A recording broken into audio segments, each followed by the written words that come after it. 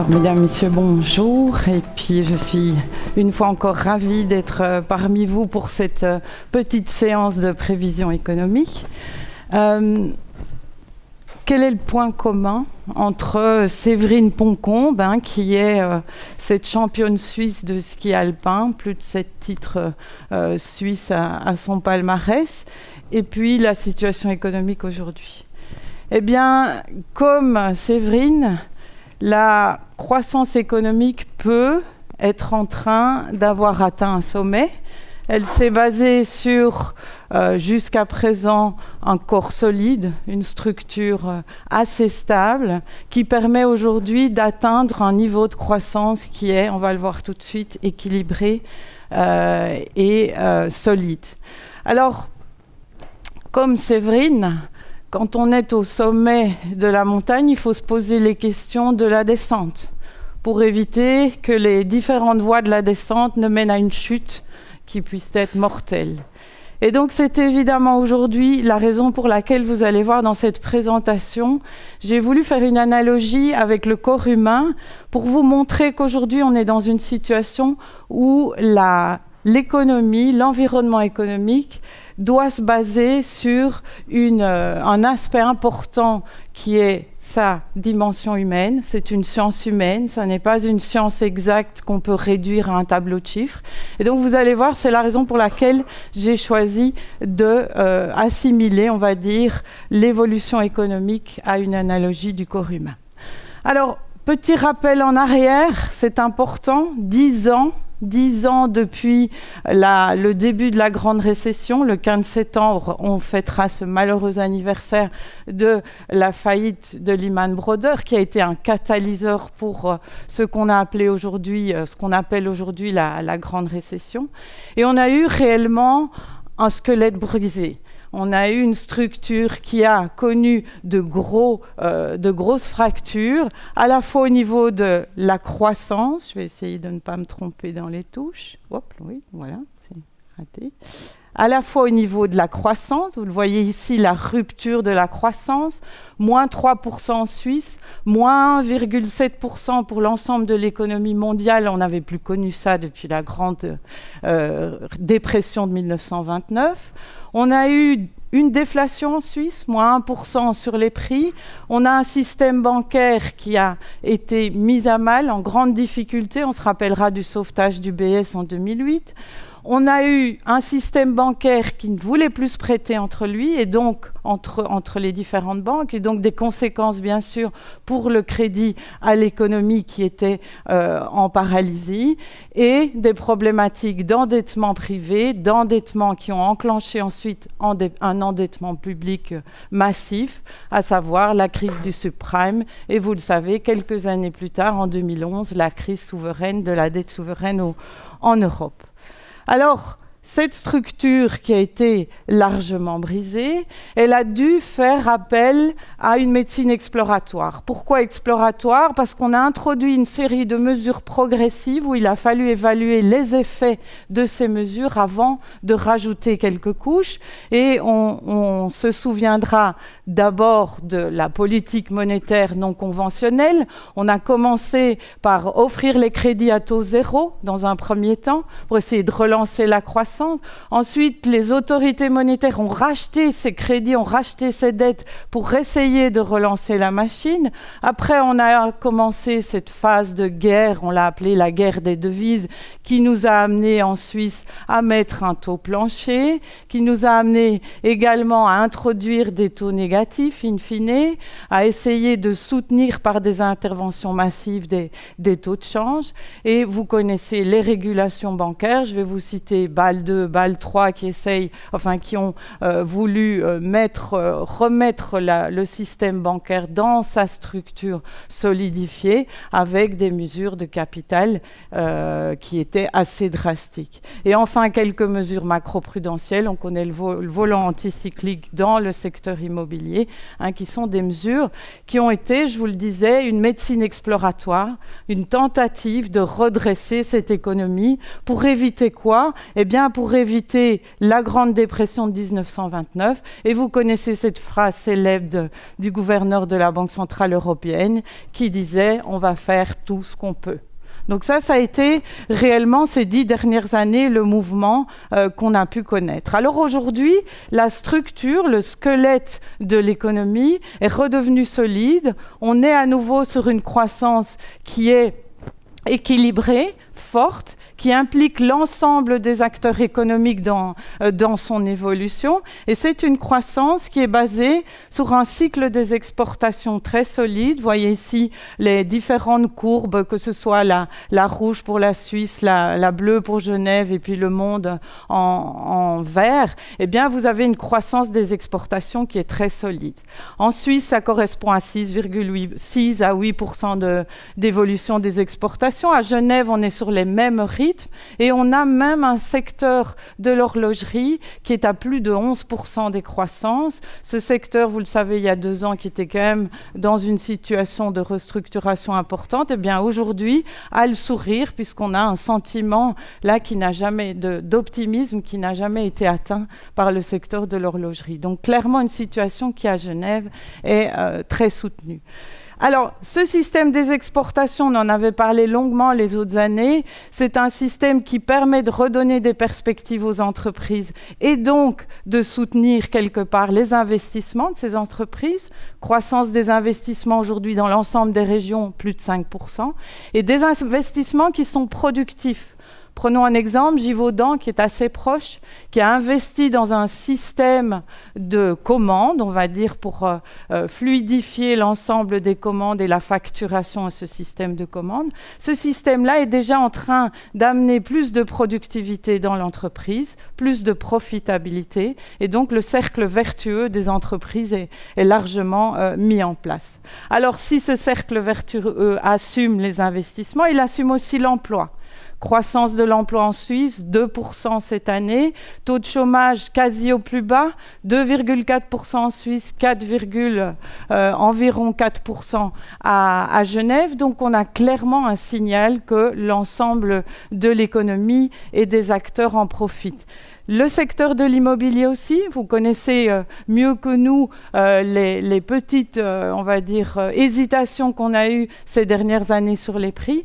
Aujourd'hui, on est sur un rythme de création de nouveaux logements qui est de l'ordre de 6 000 logements par an. Et on a pourtant encore un taux de vacances qui est à 0,5%, très bas. On a encore un ratio qui est assez intéressant à noter, c'est que pour tout nouveau logement créé, on a 6 nouveaux résidents. La moyenne, c'est en général 2 nouveaux résidents pour un nouveau logement. Donc clairement, on est encore dans une situation qui est favorable et on le verra très vite pour les prix. Une situation qui soutient la croissance. Alors une fois que le squelette est reconstitué, il y a également le système circulatoire lymphatique qui permet au corps de bien fonctionner et de l'amener jusqu'au sommet. Et ça, c'est le système financier, le système de politique monétaire qui aujourd'hui, après avoir eu la normalisation de la croissance, soutient la normalisation de ce système financier. On revient à des rythmes de crédit, par exemple en Suisse, qui sont de plus de 3%. On était retombé autour de 2%. Donc clairement, la circulation fonctionne. La politique monétaire aux États-Unis est normalisée. On n'a plus ces mesures non conventionnelles. On a des taux d'intérêt qui sont entre 2 et 3%, clairement des taux normalisés. Et en Suisse, eh bien, on a déjà enlevé le taux plancher. On intervient déjà moins sur l'échange et on attend avec impatience que la BCE, on est un peu dépendant de la Banque Centrale Européenne, bien ne décide de mettre en place ces mesures de normalisation. C'est prévu pour fin d'année pour une partie et c'est prévu pour fin 2019 pour l'évolution des taux d'intérêt. Donc on peut espérer avec une situation similaire qu'on va pouvoir normaliser les taux d'intérêt bientôt. Alors, quand le corps fonctionne bien, quand on est au sommet et vous allez après gérer les crises, il faut peut-être avant, en préliminaire, comme Séverine, évaluer l'évolution des risques. Et c'est ce qu'a aujourd'hui et pendant toute l'année 2018, on peut dire que les investisseurs ont commencé à évaluer les risques, puisqu'on est au sommet, comment choisir, quelle voie choisir pour redescendre.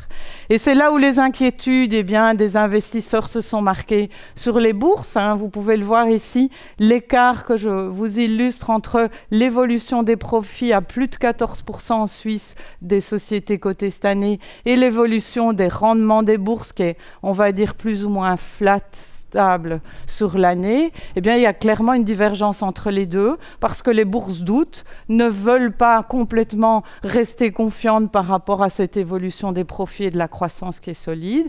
Les taux d'intérêt, vous l'avez vu également, qui étaient repassés en positif pour un taux à 10 ans qui atteignait 0,2%. On est revenu en territoire négatif jusqu'à vendredi parce que les choses changent vite. Et puis, vous avez eu les taux de change qui, eux, s'étaient un peu normalisés, un euro-dollar à 1,25, et puis qui est retombé après ces mouvements-là. Donc ça témoigne clairement des doutes de l'ensemble de l'économie. Alors, sur quels doutes se focalisent les investisseurs? Et ça, je pense que je vais justement essayer d'évaluer avec vous cette balance des risques. On sait que depuis 10 ans, on a introduit une série de mesures non conventionnelles, je vous disais cette médecine exploratoire, qui a créé des séquelles. Clairement, on n'est pas dans une situation où le corps est parfait. Il y a quand même encore des traces des cicatrices par-ci, par-là. Donc, il y a une inflation des prix à la fois mobilier, donc financier et immobilier. Aujourd'hui, je vous le disais, on avait connu une petite baisse des prix à Genève. Depuis 2008, on a une hausse des prix des maisons résidentielles de l'ordre de 4%, hausse des loyers dans des segments qui étaient plutôt à risque comme la vente ou les bureaux, une hausse de 2,4% depuis le début de l'année. Dans les bureaux au centre-ville, les indicateurs sont plutôt à plus de 10% des loyers. Donc clairement, la situation au niveau des prix continue à progresser. On a peur de l'endettement des particuliers, on a peur de l'endettement des entreprises chinoises, on a peur de l'endettement également des gouvernements. Mais qu'est-ce qui pourrait déclencher à partir de ces situations excessives réellement une chute de la part de la croissance? Vous le connaissez, on en parle souvent. Le catalyseur principal de ces crises financières ou économiques, c'est les taux d'intérêt. Ce sont les taux d'intérêt. Alors, est-ce qu'on doit s'attendre à avoir une hausse drastique des taux d'intérêt? La réponse qu'on veut vous apporter aujourd'hui, c'est pour l'instant pas dans nos économies. On a eu un exemple en Turquie récemment où ils ont dû drastiquement relever leurs taux parce que leur devise était attaquée et clairement ils sont en train de plonger leur économie dans une crise économique. Mais globalement au niveau des mesures des banques centrales, vous l'avez vu pour les États-Unis, ça a été très progressif. Pour l'Europe, on doit s'attendre à avoir une situation également très progressive parce qu'on peut entrer dans ce débat-là, mais la surchauffe des prix n'est pas un facteur d'actualité pour nous aujourd'hui. Alors ça, c'est le premier type de crise, économique, financier. Est-ce que par contre, une crise politique pourrait déclencher un scénario alternatif au niveau économique? C'est là où, je vous le disais, le corps va bien, le centre, c'est aujourd'hui l'être humain, et l'être humain commence à se poser des questions sur lui. Donc effectivement, est-ce que ça peut enclencher une problématique globale? Alors on parle beaucoup depuis plusieurs mois de cette guerre, on va l'appeler plutôt bataille des tarifs douaniers. Est-ce que cette crise-là qui est politique peut enclencher un scénario qui dérape? Eh bien, les facteurs de contagion de ces crises politiques sont focalisés sur les devises, les monnaies, le dollar ou les prix du pétrole. Si réellement ces mouvements-là commencent à avoir une ampleur importante, comme on l'a vu, une envolée du dollar, comme on l'a vu en 2014-2015, là on peut craindre un scénario alternatif. Aujourd'hui, on n'est pas encore dans ces problématiques-là. Les prix du pétrole aussi restent encore dans des niveaux raisonnables. Maintenant, une petite donnée différente, c'est que cette crise politique s'attaque à une base même de la croissance actuelle, c'est-à-dire le commerce mondial. Et donc, si elle s'attaque aux deux principaux secteurs de cette croissance, c'est-à-dire l'automobile et deuxième secteur important, les semi-conducteurs, dès qu'on verra des signaux de rupture dans ces secteurs-là, clairement, on doit se poser des questions. Mais pour l'heure, ça n'est pas le cas. On regarde ça pour vous. Pour l'heure, on n'a pas encore de rupture de ce côté-là. Donc, on reste confiant sur le scénario et on n'a pas de raison aujourd'hui de passer sur un scénario alternatif sur base de ces potentielles crises qui ne sont pas encore matérialisées dans les chiffres économiques. Donc, je vous laisserai sur de nouveau un message, je pense, qui est optimiste comme l'an dernier, une croissance qui est solide, qui est basée sur la valeur ajoutée des entreprises. Et donc, c'est une croissance qui peut perdurer pour autant que les entreprises continuent à avoir des perspectives. La Suisse et Genève sont évidemment bien exposées puisque profitant largement du commerce mondial. Et donc là, on n'a pas de souci pour l'instant, mais sensible bien sûr s'il devait y avoir un accident. Une normalisation de la politique monétaire qui est en cours, mais qui se fera sans excès, sans rupture, pas de crainte d'avoir une envolée des taux d'intérêt. Et donc la balance des risques aujourd'hui, elle plaide plus en faveur, on va dire, d'une crise politique, mais tant qu'on n'a pas des effets sur les facteurs de contagion, on ne doit pas craindre un changement de scénario par rapport à cet événement de crise politique. Mais je vous le mets en conclusion, c'est évidemment à surveiller dans les effets que je vous ai mentionnés, c'est-à-dire les effets à travers les secteurs clés et à travers la variable des monnaies et en particulier du dollar. Voilà, je vous laisserai sur les chiffres, même si aujourd'hui, vous l'avez compris, c'est plutôt la dimension humaine qui est importante et pas réduire l'économie à un tableau de chiffres, mais ça fait partie de la synthèse de l'économie.